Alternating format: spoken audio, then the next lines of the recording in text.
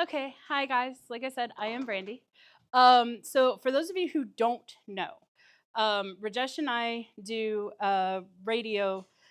So we kind of have been enjoying over the years um, testing people for their licenses. So I have my extra class license. Rajesh has his extra class license. And one of the things we've always needed is to have an email with that. So we were sitting there going, well, I kind of need an email, kind of need to make that work. So we decided to kind of make a new email server. We had one existing. It was a little bit older. It wasn't doing all the things we wanted it to do. So this started off as a joke. So we originally were joking about doing our own email server, and then Rajesh and I realized we actually needed a new email server. And I've never made one. So I was like, all right, challenge accepted. So we decided to make our own email server. So the first things first is everywhere you go, everything will tell you not to do this. This is not recommended. And I found 8 articles on how to set up your own email server, and every one of them started with the following words: this is not recommended. We don't think you should do this. Do you really want to be your own system administrator? And you are responsible for everything. Are you sure you want that responsibility? And then it said web server instead. And I'm like, well, that kind of defeats the purpose because I actually do want email. And it was like, so going through this, it was ironic that we did that. And then I was like, all right, cool. Let me talk to AI because, everybody wants to talk to AI these days. And AI was also like, no, don't do this. It's not recommended. In fact, I had to convince AI that I actually starting off when everything was like, absolutely don't do this. And I was like, yeah, but how many of you have been that person at 11 p.m. that couldn't remember what your password was and had to call some over-caffeinated help desk level 1 person to go and reset your password? I'm sure there's more than one of us in here. Or even worse, how many of us have been that help desk 1 person getting that call? Yeah, there we go. that got a lot more hands. Okay, so yeah, and I've been that too, because I used to have to do help desk for the library when I was in college. So I've been there. So because I've been on the receiving end, I'm just like, well, now I want my own. That way I don't have to call somebody in the middle of the night and go, I need a new password. All right. Stole the last line from an actual thing where they said, this is not for the faint of heart and is an endeavor that should not be taken lightly. They are not kidding when they say it's protocols. This is death by protocol. Email is nothing but a world of protocols and rules and laws and everything else. And oh, by the way, if you get blacklisted, let me be the first to tell you, it's easier to get off the TSA no flying list than it is to get unlisted from blackmailing. If they decide that your domain is blackmailed, yeah, getting off the TSA no flying list is easy. To go back to all 113 blacklists and ask to be removed or to have them review what got you on that blacklist in the first place. Compromised because, going back here, you are responsible for upkeep, making sure your server does not get compromised. You will make all of your own updates. You are your own system administrator. And that's both for the positive, and it's no fun to be there because your reputation matters in email. Every time you send an email, it actually does a reputation check on your domain. Every email you send. So that you have your stuff locked down tight. Because once you're blacklisted, it starts with diminishing how many emails you can send out, and it ends with you being totally eliminated altogether, which literally your domain is no more.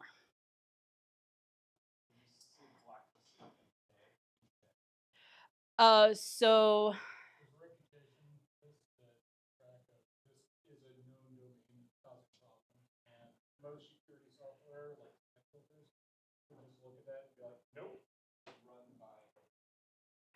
it is not run by enough. It is so the only entity that is semi-government that's in this is ICANN, but other than that, no. So ICANN will run it. Google believe it or not, you go through Google's, you go through Yahoo's, you're going to go through all of their different proxies. They keep reputational records for you. There's a lot of days, but actually I was going to get into that later in the thing, but that's fine. We can answer that now, and thank you, Travis. So, like I said, remember, this is death by protocol. I'm not kidding you.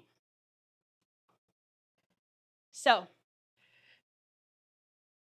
and I'm going to warn you this now, we're going to get protocol heavy. The upside of self-hosting is you're responsible, but you don't have to deal with customer steps. You don't have to deal with anybody else. It's you, yourself, and anybody else that you gave access to. You're in full control. So if you enjoy things that are yours and that you're in full control of, this might be the project for you. By the way, just remember that if you're one of those people who, then you might want to have your own email server, because all of the major groups, whether it's Gmail, Yahoo, whatever, they're reading your messages. So you are not paying for the product, you are the product. So they're mining all of your data, everything you send in your emails, everything else, all that's being mined. And this is not new news. One of the oldest communications we have, and to the point where it started in 1971. That is when the ARPANET started. I'm not exactly sure how to say ARPA. There we go. Thank you, guys. ARPANET started. So that's the precursor for the modern day internet. Actually, prior to this, in 1965,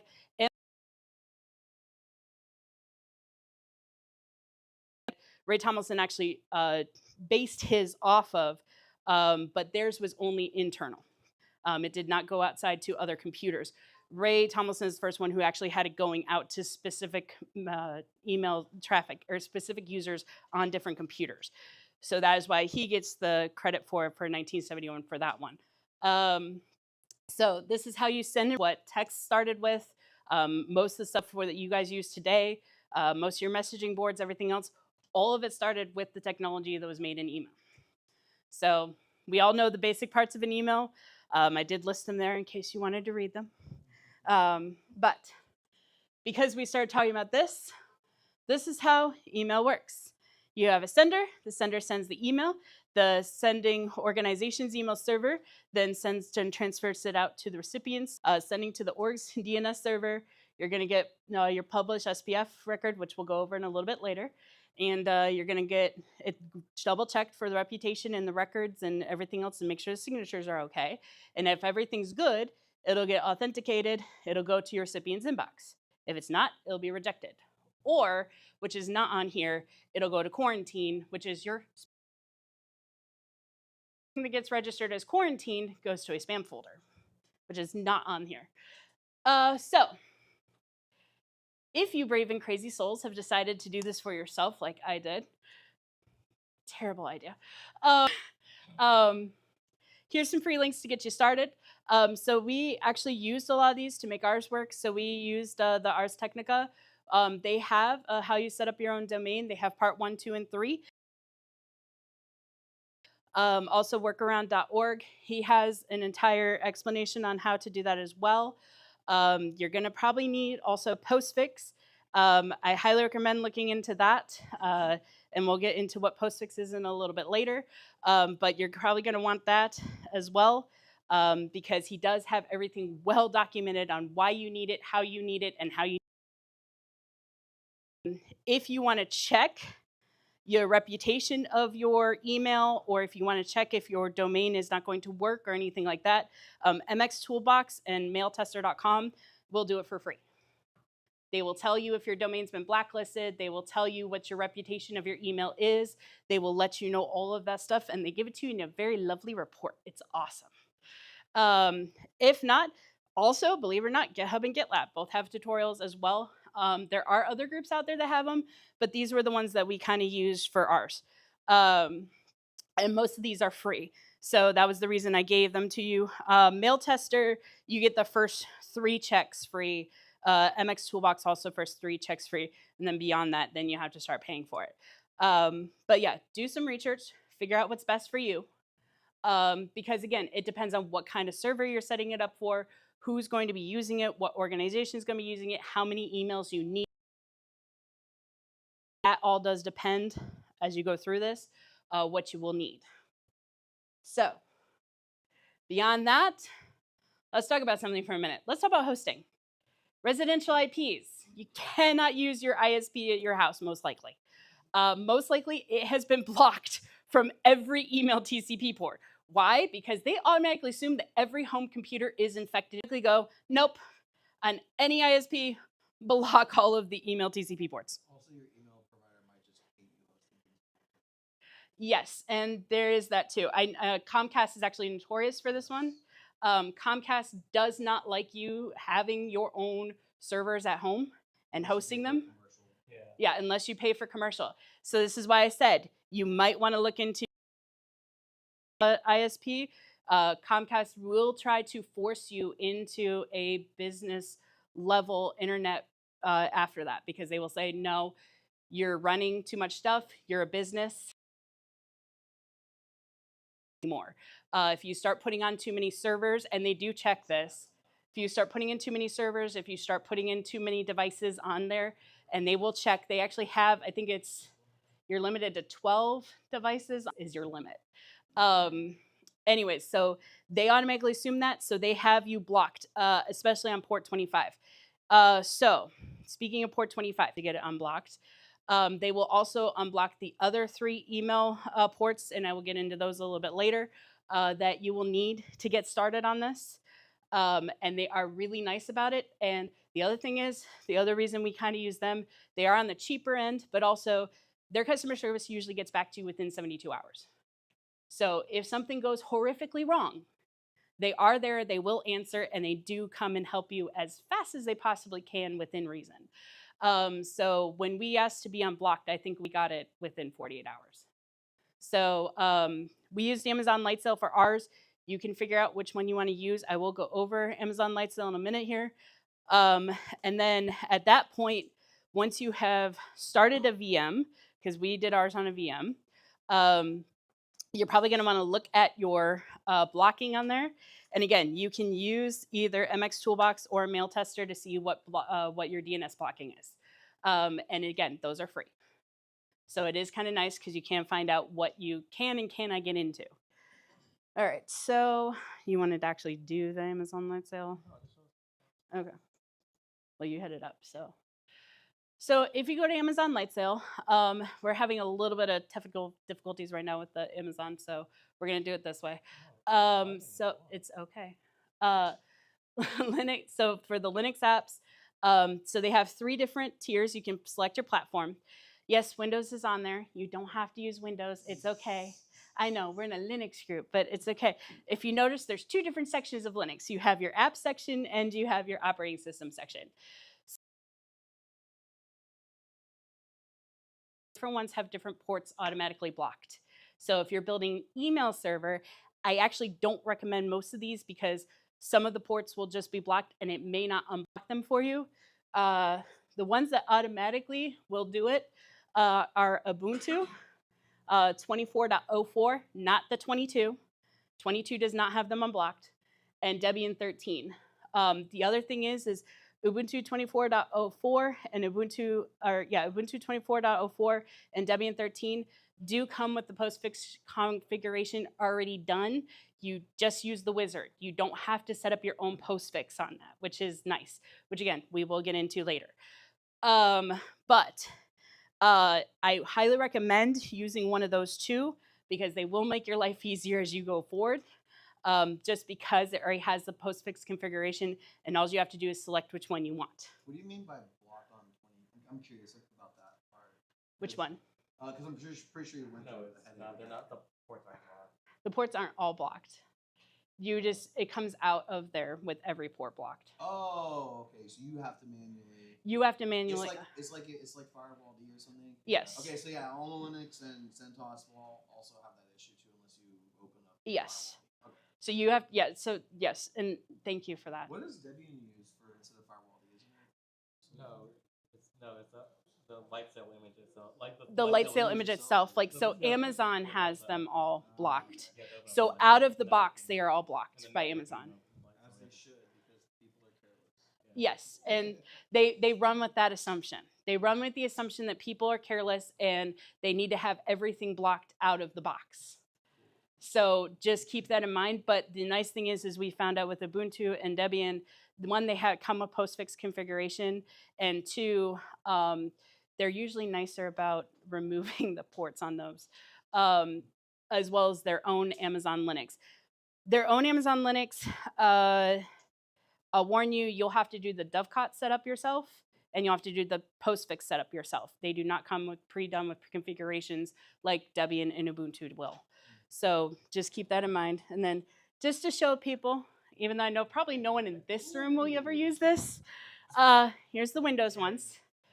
So I don't think anybody here is going to use Windows. So we're totally picking SQL Server Express. In fact, the worst part is, though, I will warn you, even if you do these setups, you are probably going to be using MySQL or Postgres. So, MariaDB. yeah, MariaDB is available too. Yes, MariaDB is available. And then what I did, so we picked Debian 13 for ours. You guys can pick whatever you want. It is the most stable out of all of the Linux ones. They do tell you that right out the bat, that one is the most stable. And then, so what you're going to do after that point, you're going to choose your instance plan. You're going to select your plan type. We actually did not do general purpose for ours. We actually did memory optimized for ours, but you guys can pick whatever you would like. Again, it's your server. You research what you want to do, and then figure out which one of those plan types works best for you. And then after you pick your plan type, then you're going to pick your network type. We did not do the $5 a month plan because of the memory.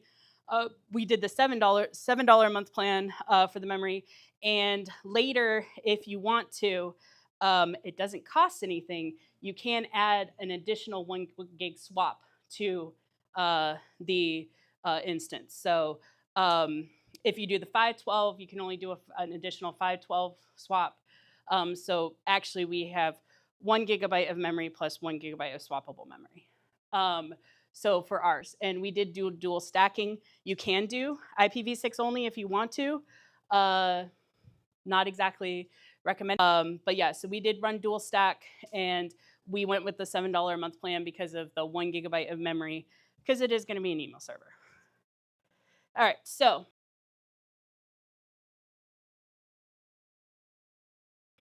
remember what we said about business class connection with unblocked ports, or a non-blacklisted IP address, or you're going to have to go with a hosting service. So you can look into those. We, again, chose Amazon Lightsail for most of our stuff. You're going to need a domain. You're going to need a registrar. You're going to need an external DNS because security. Paranoia is real, and paranoia is valid with security. How many of us know that in this room? Yeah, too many. So there we go. And then,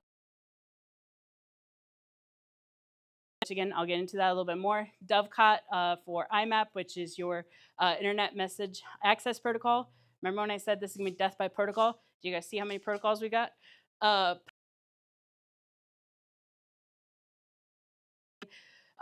we're going to have to do the rest of these. We did not use Groundcube for ours, but if you do want to use that, you can. And then if you, for your database, it has some known issues with MySQL or using SQLite. So just keep that in mind for those.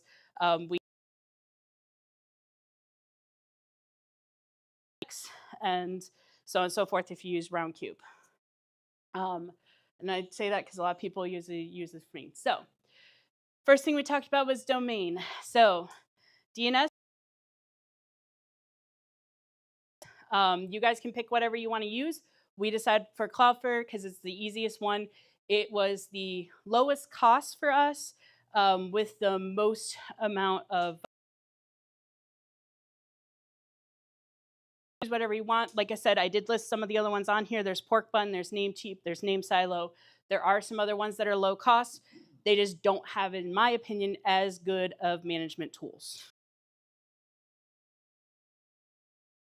That's way too GoDaddy. expensive. I used that Well, before. I said low cost. GoDaddy is not low cost. $25 or something like that for a No, domain. the 1 year you can get it for like $10. Yeah, first year. Cloudflare Yeah, has you get the first year consistently been good. the cheapest for me. Yeah, second year is like. Yeah, it is. Cloudflare's like $10 for Yeah. that. And if Cloudflare, Yeah. and if you're hosting on Cloudflare, Cloudflare goes down, you're probably sitting on your hands anyways because Yeah, the internet's Cloudflare's probably like not working. Yeah. If Cloudflare died, which we have seen before, we've seen this before. So does half the internet. So, Aren't they like 1.1.1? Yes. Yeah. yes, 1.1.1.1, and then Google's 8.8.8.8. Yeah, there you go. That's when you start pinging your server and you're checking to see if everything's working. Are you alive? What's that? It's funny to me that we ping a DNS server by IP address to rule out that it's not DNS. It is actually hilarious to me. I actually pointed that out to Rajesh when we were doing it. Because again, remember guys, this was my first time doing a lot of this stuff. So I was like laughing when I'm like, wait a minute. So we talked to a DNS to check a DNS. Why? And then he was like, actually, I don't know. And there were some things in here that I got a little bit mad with, like why some of the things are named the way they're named, because it doesn't make sense and there's no reason as to why they're named that. So if you're already using AWS, why didn't you like go with Route 53? Price. No, I just switched everything to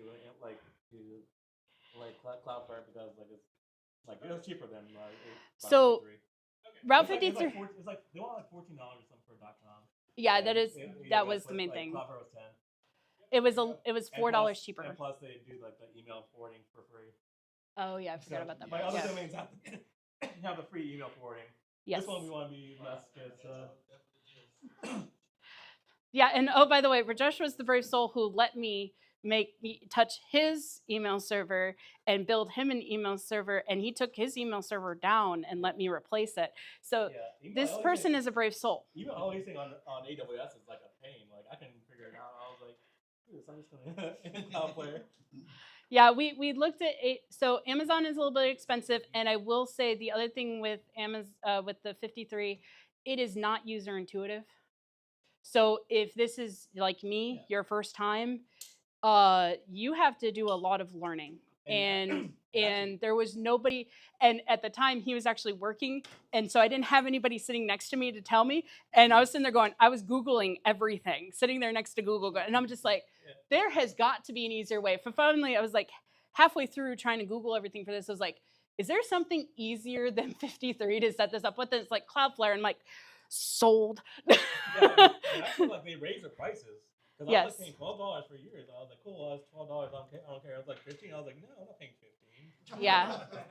I was like, it's like 10. Like going down to 10. I was like, oh, $2 is all right. I'll deal with Cloudflare another day. I'll deal with Cloudflare another day. I don't feel like doing it. Yeah. They were like 15. I was like, no. Yeah, so Amazon raised their prices and Cloudflare stayed at the same $10 rate. They have not raised their prices, actually, which has been nice. So we did that. So just to show you on this one, I'm going to sit down for a minute. Wait, do you not want me to sit? I'll stand back up. This one has FNF. The what? That one has FNFI. Yeah, it's all right. They can see it. Yeah, you're not going to see it.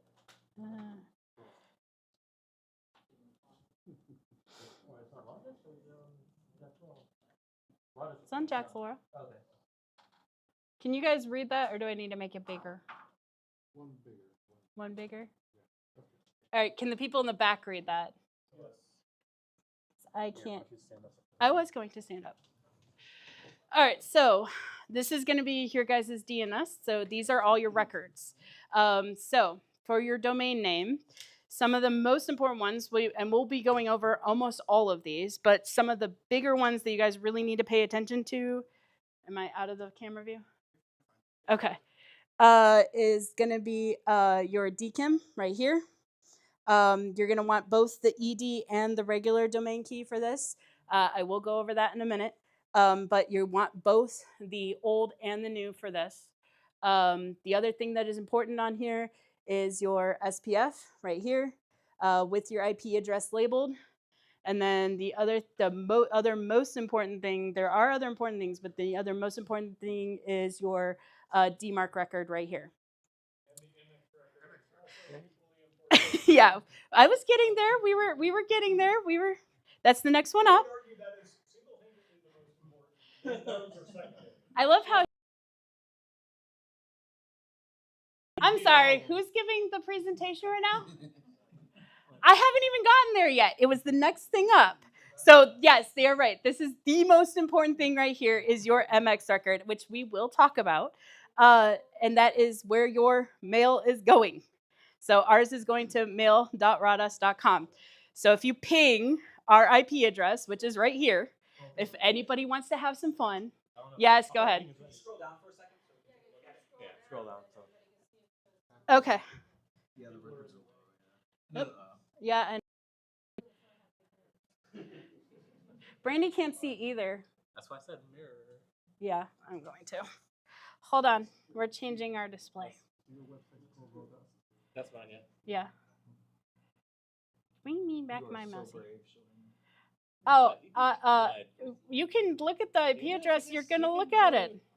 I'm not. It's on the website. Yeah. Yeah, you can't. Some of my IPs are hidden behind Cloudflare. I mean. Oh, I see. You have your thing set to DNS only. Yeah. Yes. Okay. Yeah, I was gonna say some of mine are like hidden. Like my a lot of the stuff that I self-host is self-hosted from my home IP address, but I don't want people knowing what my home IP address I've got is it. for obvious reasons. Got it. So This is it's so hidden I can behind see. Cloudflare. So if you hit a bunch of my domains, it just gets you Cloudflare I've got IP it. addresses. All right, and anybody else? All right, so do we need to make this one size But if it says bigger? DNS only on there, like that Okay. the cloud's off, that means that it's just going straight to that Oops. IP address. Why did it do that? Oh, hold on. I got it. It's I got this. All right, fine. I can't see it. That's why I didn't do it.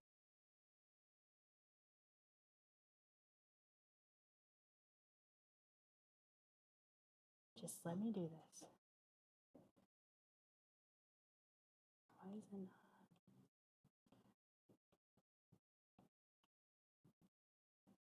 Keep. Yeah, I see that. That's what I was looking for. It's like, stay. That All right. gremlin sometimes. Yes, I didn't see where it popped up. I was like, where is it? Last time it popped up behind the screen and then I couldn't see it and I was like, damn it. All right, now everybody can read it. Do we need to do one size bigger?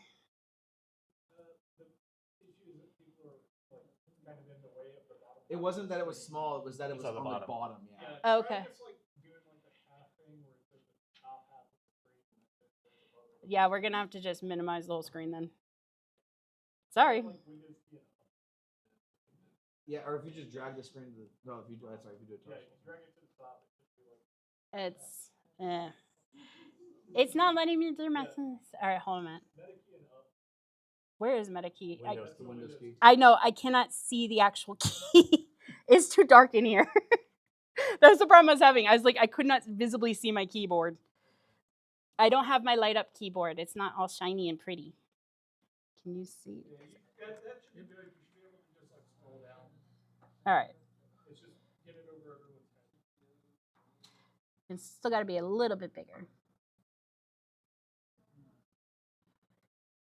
Well, yeah, we'll do Control Plus, but that's not what we're trying to do here. All right, can everybody see everything now? Yeah. Okay. Merry Christmas, Happy New Year. All right, so on these records, all right, so is there anybody else who can't see the records or doesn't know what we're looking at here? So the ones I was mapping out before, for the email server. You want both the old version, which is the original domain key, and as well as the ED version.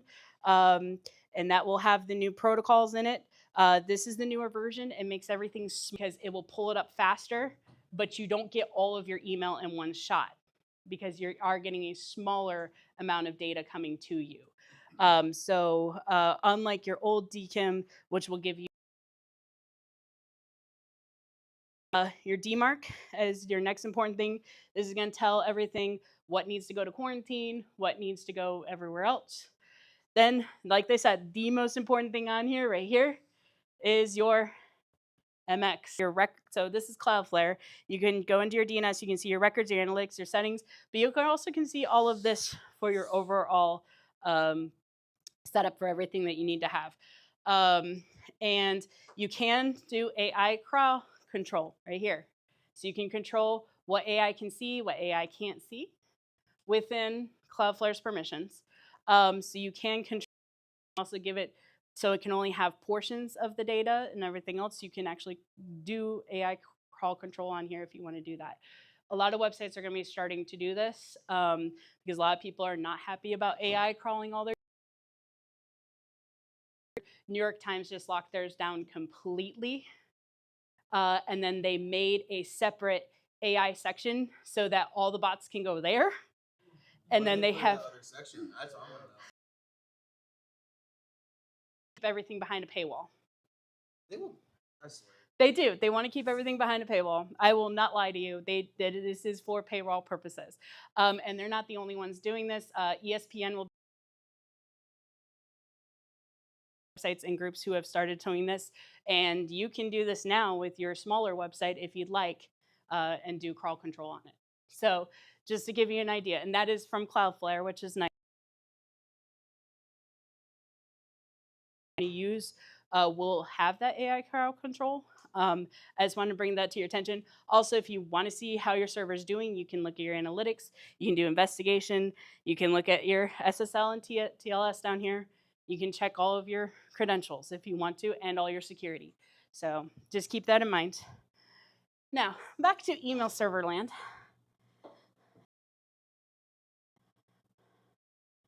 And let's do, I'm going to go ahead and change our display.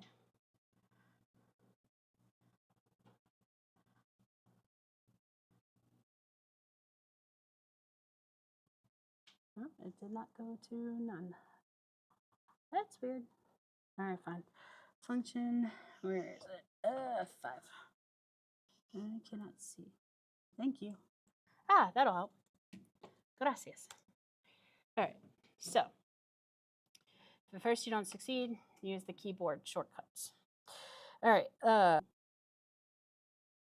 right, so since the first thing we talked about last time was SPF, let's talk about our sender policy framework. So again, remember I said death by protocol. All right, so it's going to start with the email. It's going to send it to the email server. It's going to send it to the DNS server. It's going to check your SPF record.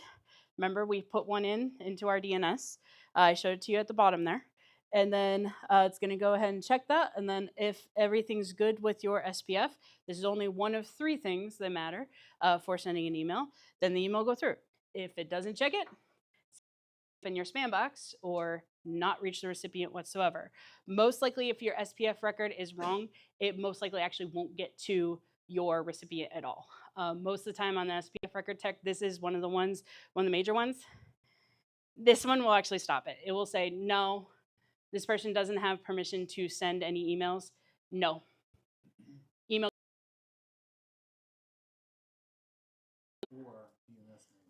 Yes. Yes, you can. Yes, you can use both the IP. It's anything you can use either. So we could use either raw dust or 32.184.157 and the rest of it. All right, so part 2, that's very important, are your domain keys. All right, so this is the identifier for the mail. This is your digital signature. This is what tells it, hey, I actually exist on here. I've been checked. I have an IP address. I have a domain name. I'm all good to go. And I already have my SPF, so I'm all set. Sender's IP address is good. Go ahead and send the message. Again, remember when I said earlier you need both? So the original RSA one is traditional. It's universally accepted. That one will send a very large bit key with each message. The newer ones here are now going through the ED 25519, which is the modern high performance. So this one sends it with a reduced CPU load for large server mails. The reason that this one mostly exists is because of cell phones, to be honest, because a lot of you guys are getting your mail on your cell phone, right? They don't want to overload your CPU with the older catch, so they actually adapted to this newer one. It wasn't just because of cell phones, but that was one of the major reasons that they went to this. So again, it just sends a much smaller CPU load with each message that it sends. So this want to see the graphic over there, you're going to get your public key. It's going to go to the EDS server. Everything's going to get checked. It's going to say, okay, does this have an SPF record? Yes, it's good. Does this have a DKIM signature? Yes. Does this have a domain? Yes. Does this have an IP address? Yes. Okay. And does it have one of these little signatures that says, okay, now this person can't steal the email as it's going through?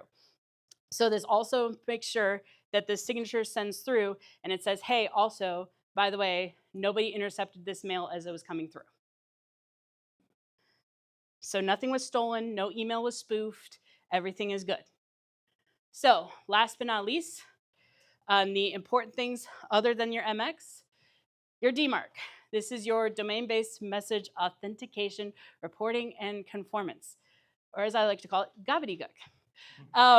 So remember when I said death by protocol? You thought I was kidding? I was not. Email is nothing but death by protocol. But every point is very, very important and also keeps you secure, or as most secure as possible as you're sending your messages back and forth. This is why it matters. So this is where your DMARC tells it, okay, so this email went through. It had a domain, it had an IP address, it had a signature, and it said that it was not spoofed or pulled as it was coming through. Everything's cool. I'm good. Yay. All right. So what do you want me to do with this email? Can you do a reputation check on this? Okay, so based on the reputation check and your policies that you defined, is this going to go into the inbox? None, monitoring. Is this going to go into quarantine, spam folder, or is this going to be rejected because its reputation was no good?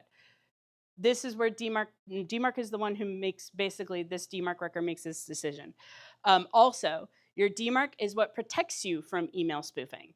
So you guys remember back, I think a couple years ago, where the Japanese group got hacked and they were email spoofing off of their records? They did not have a DMARC record. That was actually their problem. They forgot to set it up. That literally is what was missing. So they had an SPF, they had a DKIM, they forgot to set up their DMARC record, and so everybody was able to spoof every single one of their emails. So do not be like them. Make sure you have this. This is your security blanket. Remember, we like security blankets. They're nice, they're comfy, they make us feel good. What's that? Yes, we like layers. Layers are good things. We're like a cake. We need lots of layers, and we need them to all be different flavors. All right, so help stop you from having your everything compromised, from getting, also it will check for phishing emails. If it knows of existing phishing emails that are coming through, and all this will send them either to quarantine, now depending on how you have it set up. You may either send it to quarantine, which is your spam folder, or block it altogether. But it does actually check for known scams. All this says is, hey, this email can be delivered, and this domain can be trusted. This IP address can be trusted. So remember when I said, this is where it comes. So first you get your domain keys and the other information sending through. It looks at your server's policy. You set up your own policy. If your policy doesn't do anything, we're okay, everything's good, this thing checks out, it goes to your inbox.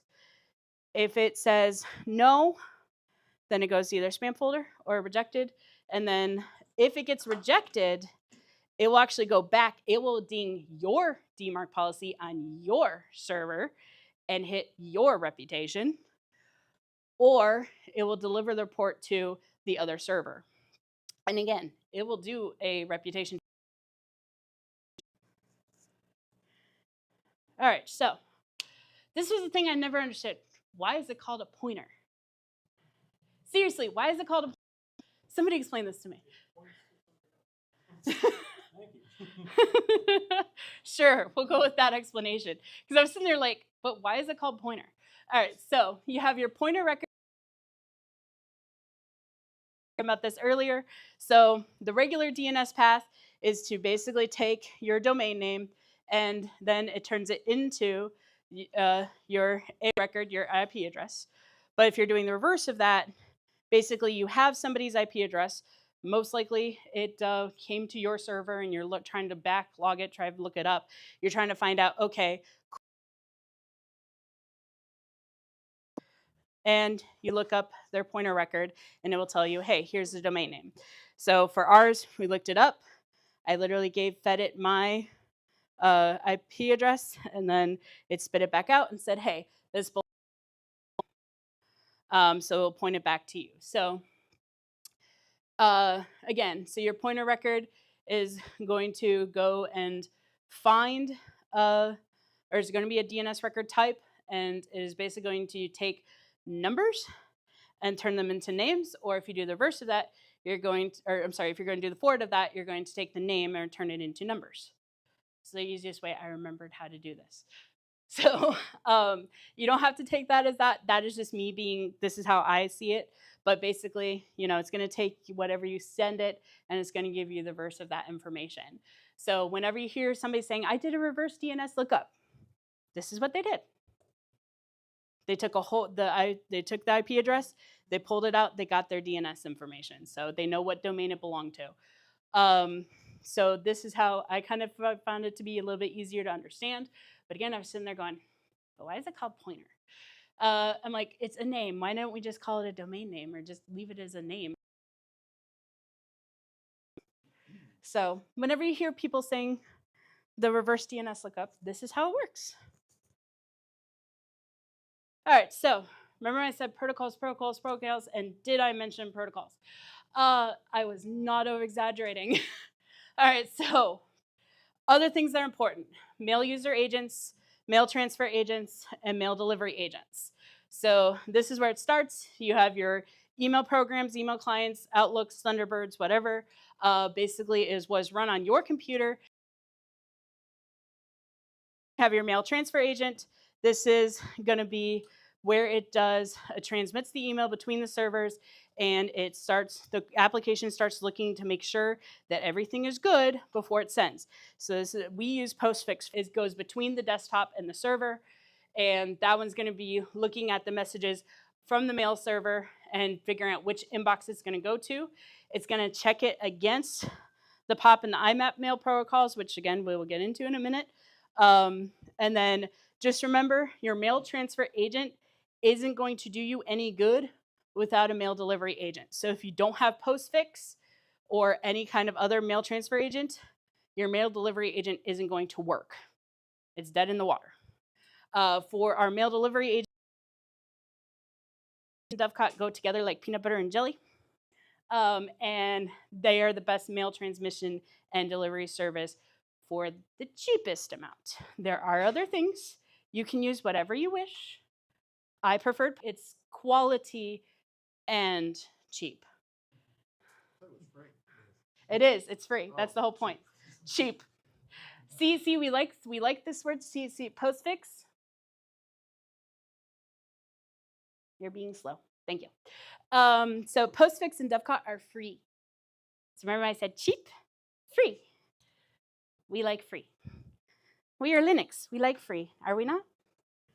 We understand the word. Talked about that on the last slide for your mail delivery agent. So you have your internet messages across protocol, your POP Office Protocol 3.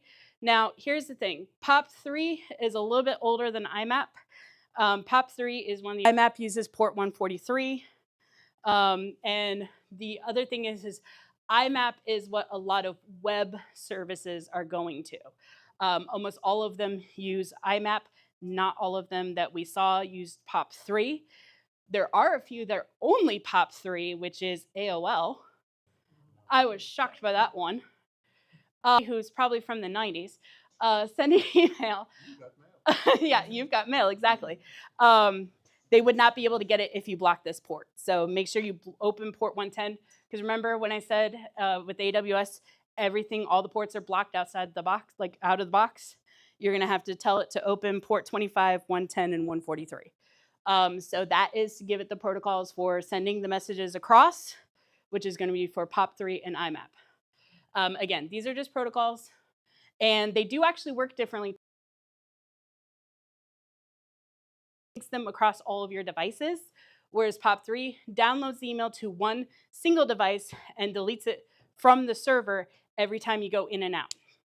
So just remembering also up there SMTP, which SMTP does service POP3 and IMAP, but those are how those ones work, and that's just to give you an idea of these things. Remember I said death by protocol? I'm sorry. I wasn't kidding. All right, so just to also make it a little bit more how IMAP and them work. So this is IMAP's main on your local device. Multi-device usage, IMAP yes, POP3 no. Server space. IMAP uses a whole lot more server space than POP3 does. So if you're syncing, you're using IMAP. If you're not syncing, you're not using POP3. Offline access, IMAP, limited to your cached mail. POP3, you have full access to the downloaded mail that you have downloaded to your device itself. Well, back when POP3 came out, it was like storage and internet speed were at a premium. Yes. Okay. Do you remember the sound? we can. Yeah, who here remembers the sound? Ear, ear, ear. You've got mail. All right, so I grew up with that. All right, so not to date myself. All right, so use IMAP. If you're going to check you're going to use the IMAP protocol if you're checking on your tablet, your computer, your phone. POP3, computer only. Which again, that's what I was saying. Like, remember I said AOL? AOL. Actually, AOL, if I remember correctly, but I'm not off the top of my head, have been the ones who invented POP3. I don't remember that offhand. I have to look that back up. So we talked about those things. Now we're going to talk about postfix. So we're going to have to exit. Do this. Do you want to show that first or just show the documentation first? I was going to show documentation first. Okay. I got it. Yeah, that'll work.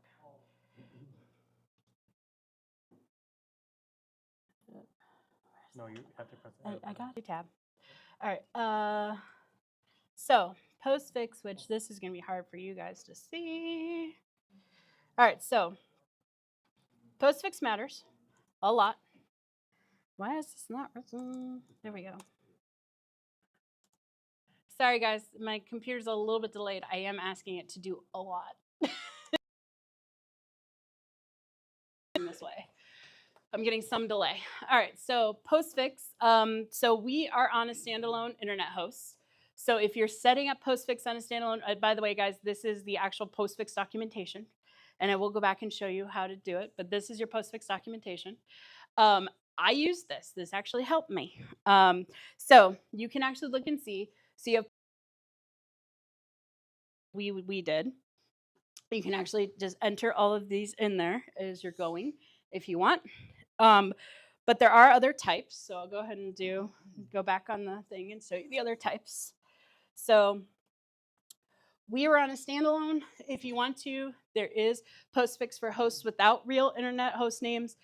They have standard configuration readmes, which is nice. Also, you have your enabling SASL for authentication. And you can also do your configuring for your sender dependent authentication. And the readmes here as well. This is nice. Postfix.org. What's that? For the whole documentation. Yeah, we'll go there. I'm not there yet. And then, so that will your postfix is how you fetch your mail. And so this is your standard configuration on these. If you want to do that, I just showed you ours, which is postfix for standalone internet host. And then documentation. So where I was just at was small home office hints and tips. This is the whole overview. So postfix quick links. I went to documentation. I will show you basic configuration in a minute and virtual domain. But where we were just at was small home office hints and tips. So also you have your basic configuration. So basically you have in here, it tells you what postfix is, how it works, and everything else. So you can pick basically, and this is where I said, remember I said we need to do some research? The nice thing is the one we chose, which was Debian 13 for ours, it came with a configuration wizard, which I will show you in a moment. But if you don't pick Debian or Ubuntu, all the documentation is everywhere you're going to find it. And these are all the files you're going to need to know. You're going to need to information yourself in if you don't use the pretty wizard, which I use the pretty wizard. So these are going to be the values that you're going to have to input for that. And then if you need to do more, let's see, was there another thing on here? And then the other, you're going to also have to add this with your host name, giving it all of the information, my domain, and setting it up to send and receive mail, and setting yourself up to be desirable, really speaking. All right, so so that was that for those. Is there one other thing? All right, so what's that? Yeah, I'll get there in a minute. And then the other thing was for that, since we're going to be using a Unix system. That's all right. We'll start with this one. You want to go to here? All right, fine. I was going to go over this one, but all right. No, but if you needed to have separate domains for your alias, this is going to be set up for a separate domain. We did not do this for ours, I believe. So system accounts for this, and this is setting up alias if you're going to have separate domains. If you don't have separate domains,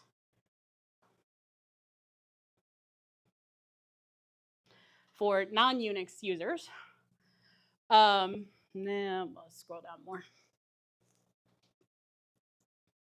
This is going to be the setup you're going to use for this. So again, pretty much most of it here is what you can use, and you can not quite copy paste, but you can almost copy paste all of these commands and put them in.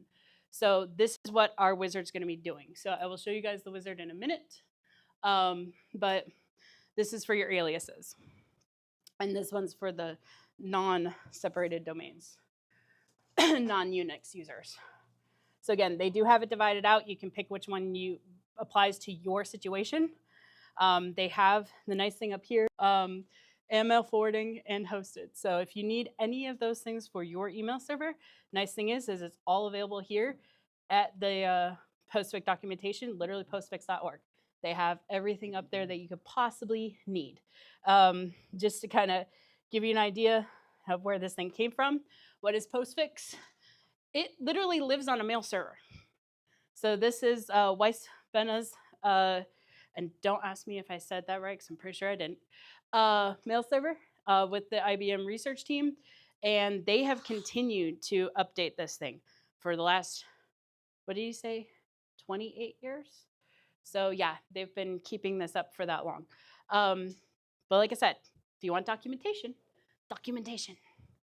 All right, so we, on the other hand, made our lives a little bit easier and used the configuration. So we went the easy route. Oh, I need to do, where is my, you're good, I got it.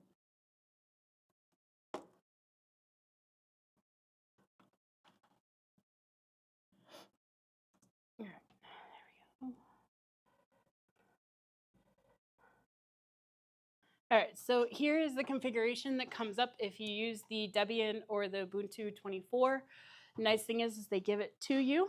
So instead of having to go through all that stuff with postfix and actually having to put all that stuff in there yourself, you get the wizard. So on ours, we're doing an internet site. So mail is sent and received directly using SMTP, which I'll go over in a minute, what SMTP is. And or you can have no configuration. If you have a smart host, you can set it up with the smart host. If you have a satellite system or you want to only have it done locally for your local users, no network, they do have a configuration for that. So remember all that stuff I showed you guys, all the stuff you would have had to input? It does it all for you. So we did the one for internet site, mail sent and received directly using SMTP. Remember I showed you the IMAP and the POP3 with your SMTP. So that's what we're going to be using. And then as soon as you chose that, next thing is going to come up is, okay, so just to verify, this is your domain name. This is your system mail name. All of this is going to come here. And then it's going to ask you, hey, did you make sure you have your root set? Make sure you have your machine root set. I've never done that to myself, but I've heard horrible things can happen if you don't. So please do not make your machine send out mail from root@example.org. Unless root@example.org has told you to. If you do this, you will ruin your reputation. If you do this without permission. Remember, it literally tells you. Did it tell you to? So just remember, this is mom, and mom told you not to do this. If you do this and you keep sticking your fingers into the plug, you're going to get electrocuted. Or in this case, you're going to lose your reputation. So just remember, that is important. All right, so then we're going to go ahead. It's going to verify that this is your system mail name. This is our system mail name. We're good. We said, okay. Wizard done. See, I had to do none of those postfix steps. It was great. So remember when I said SMTP? Here's more protocols, guys. More protocols. So simple mail transfer protocol. Remember I said death by protocol? I was not kidding. All right, so standard rule that is set to use to send and relay email messages across the internet from email client or server to the destined mail. So here's your client, goes into your SMTP receiver, and it goes to your recipients. Hopefully, if you did everything right. So it's going to send everything through your IMAP and your POP3. Again, we talked about that earlier. And then it's going to double check your client server. It's going to check your server-to-server routing. And then hopefully, see, remember when I said earlier we were going to talk about the ports you need? These are the ports you need. So you'll have to go back and unblock these. So you're going to need port 587, port 465, and port 25. You're going to have to go and ask for all of these to be unblocked by Amazon. Or you're going to have to unblock them yourself if it lets you unblock them yourself. Some of them let you do it upon setup. Debian was one of the ones that lets you do port 587, port 465. That one lets you do them as you're setting up. Ubuntu also lets you do them as you're setting up. Some of the other ones that I showed you do not let you do this automatically, and you have to ask Amazon, hey, can you unblock port 587, unlock port 465? But everybody has to ask for them to unblock port 25. And it will take time for them to unblock that, but they will send you an email that says, hey, your port's unblocked. Everything is good. And it's unblocked for this domain at this IP address. And again, the reason these are important, port 25, that is your server-to-server relay. So probably can't talk to another mail server if the server-to-server relay is blocked, right? And then you have your port 587. That's your modern standard and secure port for submitting and encrypting outgoing email. Then you have your port 465. That's your older secure submission port, and that's also used for your SSL and TLS encrypted traffic. So this is SMTP again, simple mail transfer protocol. aptly named, though I'm not sure that it's simple. Sorry, sarcasm. That's my first language. So yeah, simple mail transfer protocol. I'm not sure there's anything simple about it. All right, so then you go into, after you do your simple mail transfer protocol, you're going to go back to your mail transfer agent and you're going to say, I need transport security. Why? Because remember what I said about security blankets and why they're important? Just think of it like a weighted blanket. Has lots of layers and it weighs you down and makes you feel good. All right, so this is going to force the security standard. So remember we started talking about RFC 8461. That's going to come up a few times. That's your internet security standard. So your mail transfer agent, strict transport security, literally pulls all of its information from that standard. This is going to stop hackers from stripping encryption and perform man-in-the-middle attacks from your email delivery. Sounds rather important, doesn't it? All right, so, and then your DNS record, you're going to have to do your special DNS test, which I actually have on there. I will show you that in a minute. I actually have my MTA STS set up, and I do have the DNS text record to go with it. But it fixes your weak encryption issues. It goes ahead and says, hey, policy file is fine. And if something goes wrong, you can come back to this, and it will actually tell you what the issues are if you are your own administrator. We're running our own email server. We're our own administrator. And tells you how to track the configuration errors and what is active on there and what attacks are happening as the mail flow is going. So this will actually track that for you. It actually is really nice. Cloudflare actually has this up there, and it will actually give you records. And if it sees any issues, it will actually show them to you. So I guess I have to go back there. Yeah, we'll do that. But all right, so remember when we said this was the most important thing you could ever have? This is the most important thing you could ever have. I got beaten to the punch. All right, so other people said it, but you know, here's the thing. Now you know it's verified because multiple people in the room verified it for me, right? This is the most important thing on here. Right before, or right, and then right below it would be SPF, DKIM, and DMARC. MX, your mail exchanger. Your mail exchanger record is the most important thing. That is the type of DNS setting that tells other computers on the internet where to deliver emails sent to your domain name without a correct MX. And yeah, without this being correct, your inbox cannot receive incoming mail. No mail. No MX record. No mail. You're just shouting into a void. Yeah. Yes. You're just sitting there going, hi, help me, help me, help me, help me, help me, help me, help me. All right, so also it does your mail routing.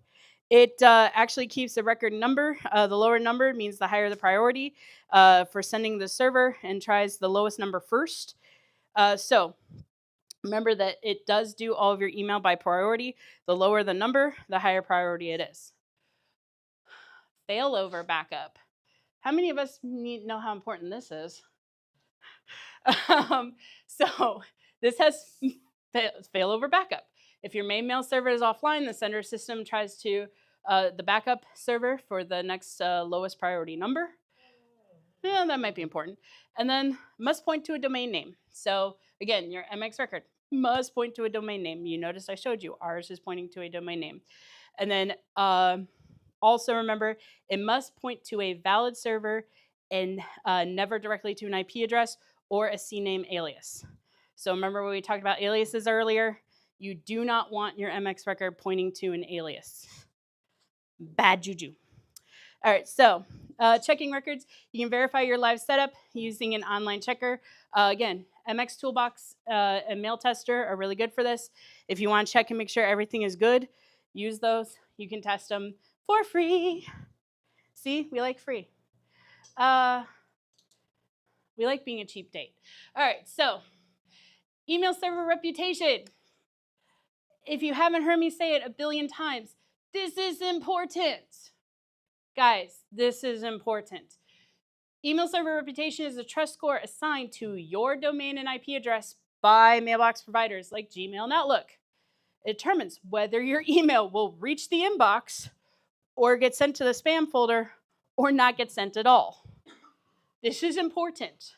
Remember, you want to make sure you have the correct setup for your SPF records, your domain keys, and your DMARC records, and provides identity and stops spoofing. If it does not stop spoofing, it's going to lower your reputation and it's going to make it harder for you to email. Also, nice thing is your reputation keeps a log of user engagement. Also, it does hygiene. Hey, look, it keeps everything clean. All right, so it will also make sure that none of the invalid addresses are sending, that there's nothing hitting spam traps, and that you're not causing a high bounce rate that would drop your score. So the nice thing is it does this for you. Sending volume. It'll also tell you if something looks suspicious. It actually keeps, if you saw in our DNS, it actually had a section for this. It actually keeps that, but the other one is we used the MX Toolbox or Mail Tester, and they also will keep this record for you too. And it will tell you if like there's a spike, like suddenly like, oh, hundreds of emails are going out. And then it will tell you. So just remember, those are the key factors that shape your reputation. And again, if you want to test your reputation and not have to worry about hurting your reputation while you're testing, MX Toolbox or mailtester.com are great for that. So just to show you guys ours. So this is our server reputation.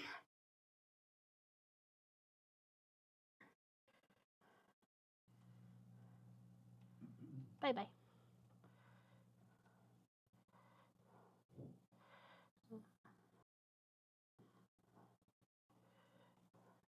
Flashlight, please. So I can see what I am doing.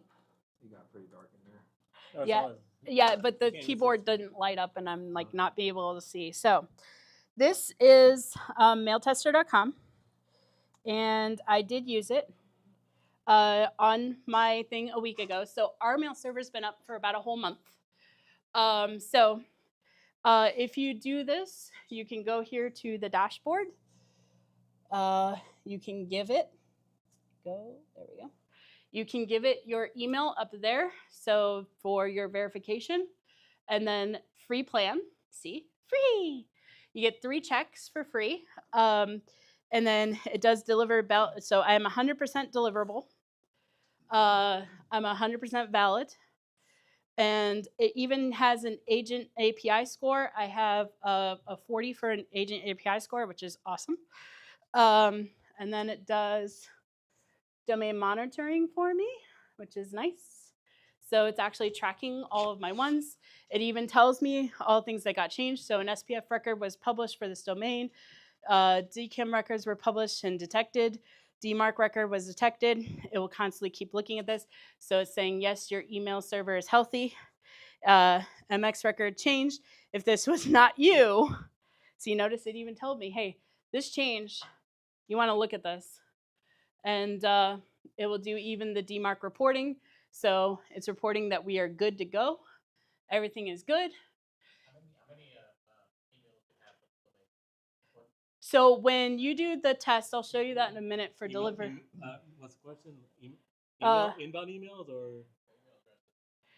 Well, it tests. So we have only 3 email addresses on here. But when it ran the test, it sent from those 3 email addresses to 25 different ones that it pulled that it makes up.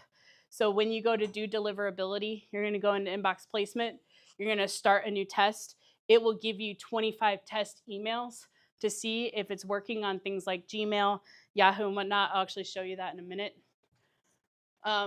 So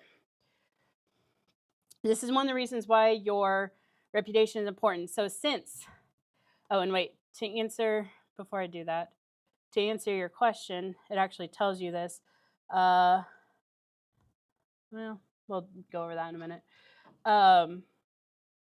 So this was our inbox report. So I sent I gave it the 3 email addresses we are using. So info, my name, info, and Rajesh's name at Jack's Laurel. And this was the thing. So authentication, all passed. I'll tell you why it's a 0% placement in a minute. Spam scoring, 0. Yay. Lower the better. Blacklist, not listed. Yay, I'm not blacklisted. Everything's great, right? So it did an authentication test. I have a DKIM signature. Everything's good. I have a sender authentication pass. SPF's good. My DMARC record was great. It has an assigned SPF and DKIM. Everything is good, right? Well, remember when I said it's a brand new server? It's a brand new server. It doesn't have a reputation. So, where did we land? Spam. I'm spam. Okay, anyways, so DKIM, DMARC, SPF, everything was good, right? Everything was great. We did Gmail, Yahoo, Outlook. It ran all those tests. It sent to 4 Gmails, 5 separate Yahoos, 6 separate Outlooks. All of them ended up in spam. Why? Because I have no reputation. Brand new server. You'll have to build one. This is the problem. This is why I end up in spam. Even though Spam Assassin says I have a 0, lower is better, 0 scoring, I don't have a reputation score with Barracuda. I don't have a reputation score with Office 365. I don't have a reputation score with Outlook. And it goes in further if you go to the right. I don't have a reputation score with Gmail, Yahoo, etc. Yeah, Both. they have really big algorithm. So it goes by time as well. So the time that the server is alive, as well as the amount of email you have sent. And how often you and your engagement, how many people are reading your emails, looking at your emails, so on and so forth. Yes, sir. It's a blacklist just per email address, or is it per server? Both. IP address too. Yeah, and your IP address. That is correct. So IP address. You're done. Well, yeah, can be. Now, at the beginning, it can be, but if you know you're sending to certain emails and you're doing okay, you're okay. Or you can piggyback this if you wanted to off of your existing Gmail or off of your existing other ones. You can set it up that way and run aliases. It is possible, and then you can borrow your own reputation from your personal account. But again, you're going to be borrowing your reputation from your personal account. Ask yourself if you want to do that. No, I do not. So I'd rather keep this one separate, have it in its own world, but eventually we will start being able to. Now, I've already used this. I actually sent it to my own personal Gmail. It actually didn't land in spam. It actually went directly to my actual real personal email and came back and everything was good. So this was just running the test. I just wanted to show you guys that this was the mail tester.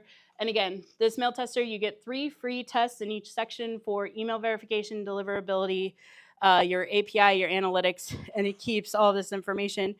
It does have an AI assistant. I didn't use it.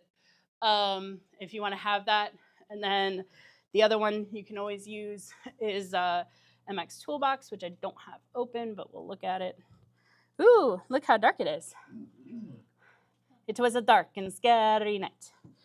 Okay. So this is MX Toolbox. You can give it your domain name. It will check your blacklists, your lookup, your DMARC. I'll make that bigger. Yeah, because that's even small for me. Okay, so this is your Super tool. You can plug your domain name in here. Again, 3 free tests. You can look up you can do your MX lookup. You can check your blacklist, check your DMARC. You can keep diagnostics and your DNS and all those things if you need that for yourself. And I'll read you the fine print because that's tiny. Who decided it needed to be that tiny? All right, so this, so it tells you if you go into each one of those things up top, this test will test your MX records for a domain in priority order. So remember I said the lower your number is, the better off it is. So we'll do it by priority number. And and then it will check it against domain's authoritative name server, and it will do all that, and it will show up instantly. So it will also give you diagnostics if you want to read that again. But since we're using Amazon Lightsail, they have their own diagnostics. We can keep up with it on there.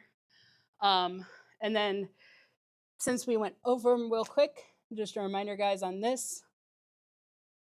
So remember when I said some of these things are not as important, but here we have, these are our C names or our aliases.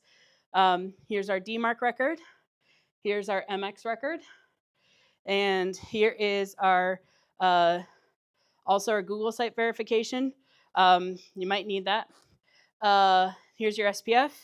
Here's the 2 DKIMs. Remember I said you needed the newer one and the older one. And then here's our SMTP. And here's our MTA. And they've got all of that stuff written out as well.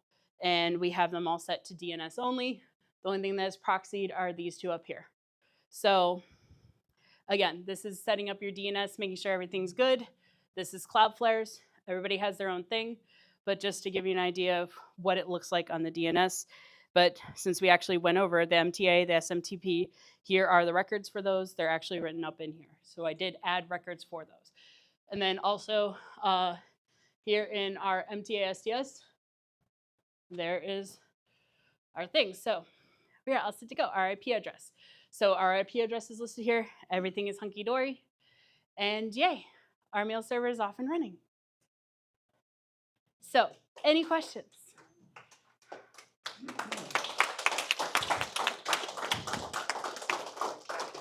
So this was me, and I made my own email server, and it was a very fun ride for about a month. It did take me about a month to set this up and get everything done, get everything unblocked, and working through all that stuff. This is not something you probably can do overnight, mostly because just getting the ports unblocked can take upwards of a week.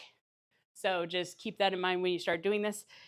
Anytime you start this, ports alone are going to take you probably anywhere from 3 to 7 days to get unblocked. So whenever you start it, at least give yourself 1 week lead time to get everything done for that. So just to keep that in mind. And then, so yeah, so you do that. And then the other thing that is nice about this is you do get with Cloudflare. What's that? That has nothing to do with it. Well, but we can look into this. These are some of the, what's that? That has nothing to do with it. Yeah, but just to show you what Cloudflare can do, because some of you guys were asking some of the things it can do. These are some of the analytics that can be queried. And again, you have this entire panel here, but they do have all of this information in here if you need it. So again, so you can keep monitoring it yourself, because again, you are your own system administrator. So, all right, any other questions?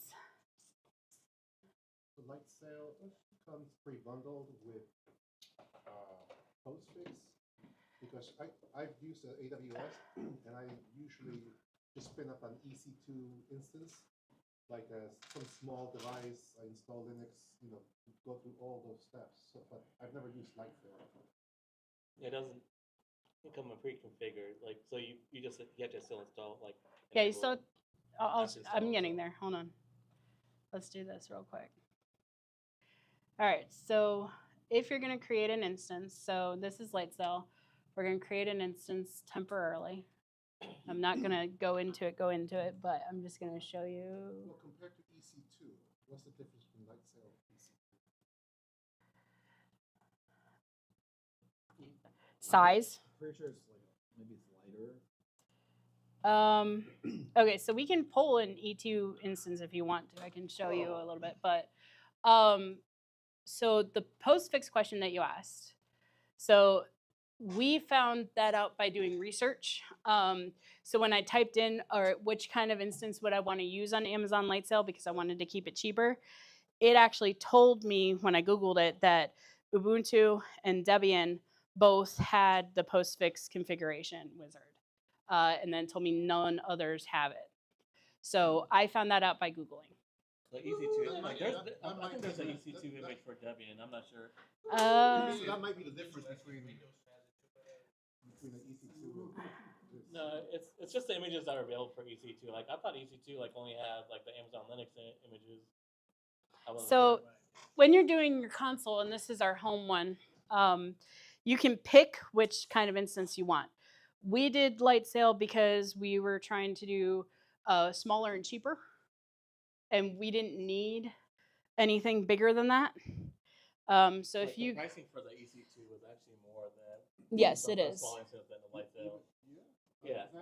Because this is the light sail, like they have like 40 gigs of transfer or like 4 terabytes of transfer Yeah. or something like that, and EC2 you're paying for each transfer, like you're paying per gigabyte or per megabyte of transfer. Yeah, I was gonna pull some of that up. So Like the this pricing is for EC2 is like kind of weird. It's just like because you also like other thing with EC like light sail you get the IPv4 address for free. yes. And EC2 you have to pay for like an IPv4 address like 360 a month. Yeah, that is a good point. Yes. That was like one thing. I was like, what? Like, it's like that you save on that and like the transfer also. Why not I'll make that bigger. When you open up an AWS, you get I don't know if they're still doing it, but you get a year free. Yeah, they do. They still Right. do. They still do one year free. And you're limited to the to like the very small instances, Yeah, right? and so depending on what you do in these setups is how much it's going to cost. So the reason we looked at light sail is because of cost and size difference. Like, if you go to the EC2, there's like 100 different types of like sizes, and then like Yes. each one has like 100 different images. It's like which one you do. Like Yeah. light sail is like they're you saw there's like only like 20 like images probably. Yeah. Okay. And the size is obviously it's like More easier. streamlined. Yeah, it's a lot easier and the pricing is better, especially considering like the IPv4 address is free. Yeah. And this one actually will like show you that one. I'm not going to launch an instance on here because then I'll have to pay for it. But if you go in here on the launch instances and everything else, and you watch on the right side, it will tell you with each change how much it's going to cost. But EC2 gets a little bit expensive. Yes, the first year is free. But after that, you can be looking at paying $25, $50, $75, $100 a year. So it is a price difference. One of the reasons, and then like he said, you would actually have to pay for your IPv4 in this section, whereas it would be free in the light sail. There are some other differences too, because you can pick your zone, but there is a little bit of nuance to that too. So I'm thinking the EC2, you can network. You can create a network, but with the light sail, you're just. I'm not sure about that. I'm not sure. We just have one machine, so I'm not really worried about networking. And that's why I said if you're going to do this, also make sure you research everything, because figure out what is best for you, how many you're running, what you're running, how you're running it, so on and so forth, and you can decide whether EC2 is better for you or if light sail is better for you, because there are options within Amazon. There are options in other groups too, but the first server I had running on Amazon was Amazon Linux 2, and now Amazon Linux 2 is like deprecated. And so I was like, okay, well, I was like, okay, I'll just move up to the next one. And I was like, looking at that versus like the light sail ones. I was like, oh wow, light sail is actually cheaper. I was like, I've been paying for IPv4 address for like years. And I was like, what? This is free on here? yeah, because you have the Route 53 on here, which can be a little bit cheaper too. But Route 53 also runs into other issues, and he's right. In some cases it's cheaper, in some cases it's not. It depends on your use case on price, and same thing with like the S3 and the and all of these. If you start looking into some of these, I would say probably look at this first, your billing and cost management, to figure out what is best for you at the best price. Current price. I know. What you're trying to pay, you have to like look at the pricing thing. Yeah. But that's what I'm saying. You want to look, I would look at your price, like I would look at Amazon's pricing, figure out based on your needs what you need, and then figure out from there which one's going to be the best bang for your buck at that point. So again, it depends on what you're doing. We have a one-off server. It's just one server that we're running. It's just our little baby, and it doesn't need a lot. Yeah, lights would be nice. Lights.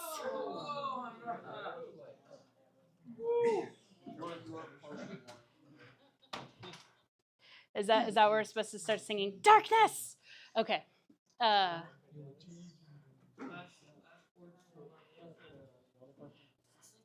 Any other questions from anybody else?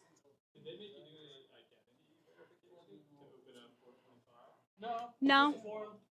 There's a form, and we just emailed them.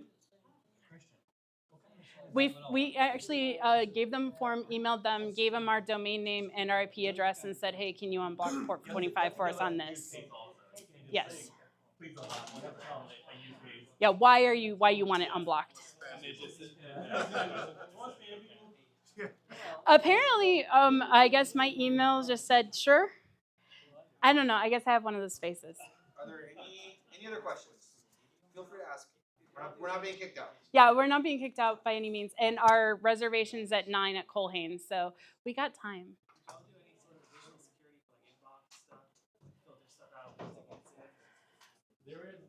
There is. Go ahead. Go ahead. Go ahead. Speak. You go ahead. There is. Which were you using for like the spam assassin was it what? Yeah, so we had spam assassin, we had our spam, which I put our spam directly on it, and then I put spam assassin on top of the our spam. But there is like 2 or 3 different ones you can put on there, and again, which one you need, I would research because there's different kinds. And I think I showed our spam, but I don't remember what I showed. Yeah, it wasn't on slides, then I'm sorry. You just made me remember I didn't. But I did put our spam on ours and also spam assassin. I put both on ours for a lot of reasons. Now, and that's the other thing too, guys.